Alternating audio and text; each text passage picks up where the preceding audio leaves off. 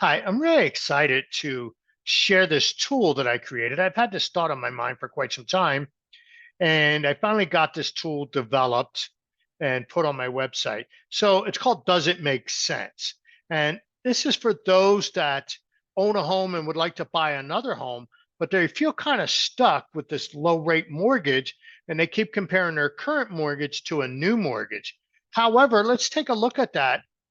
Just comparing the old mortgage to or current mortgage to a new mortgage is, if you have other debt, you're not looking at it correctly.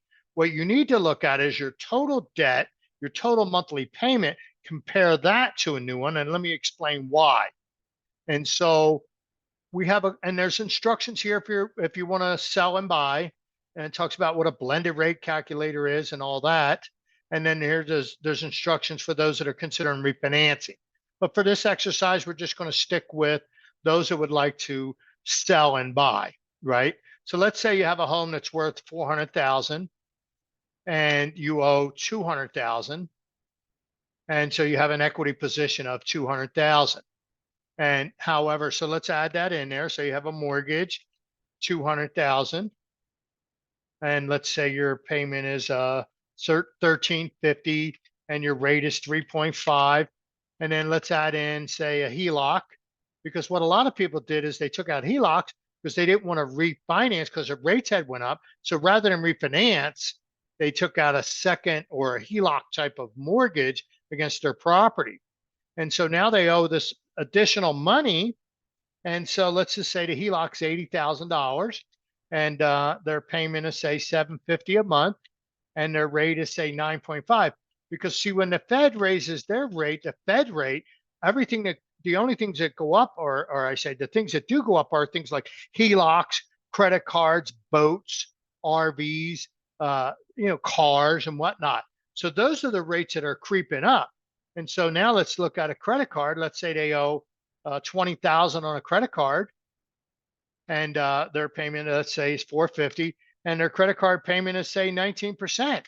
So what they get stuck on is this payment and this rate. But now let's calculate that. And so their true interest rate is 6.133, and their monthly payment is 2550, right? Because they have a total debt of 300.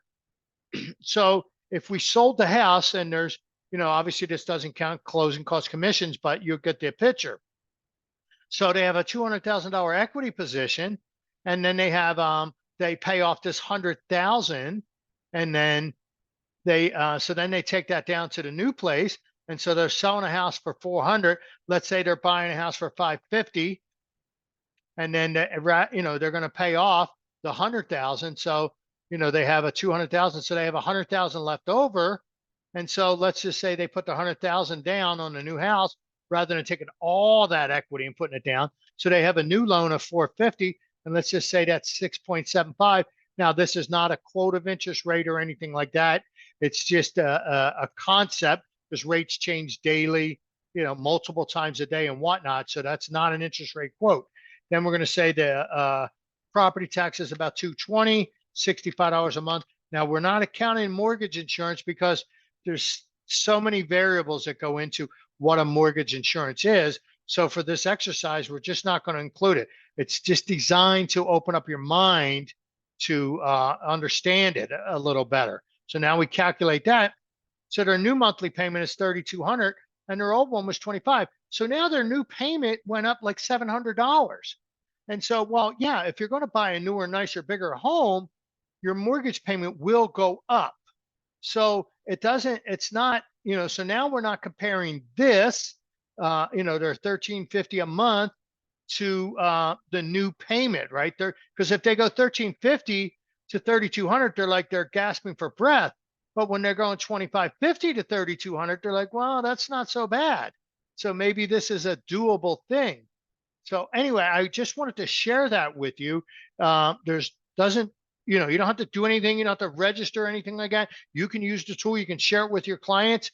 But if you really want to get a true picture, then, have them call me. We'll look at their credit report, see what their actual monthly debts are based on their credit report. We'll add that all up and then see what kind of equity they have. And we can run a real kind of net sheet. So that they can look at what it would look like to sell and buy.